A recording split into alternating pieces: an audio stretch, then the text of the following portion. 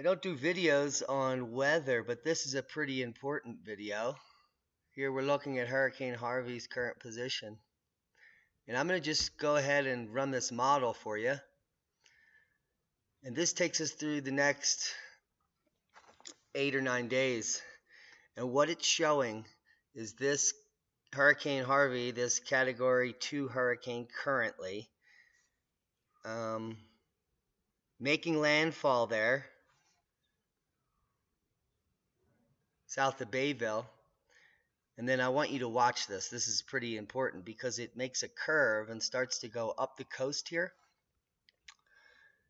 And let's just fast forward to Sunday morning. And this model has it going inland, dumping several feet of rain, and then backing up.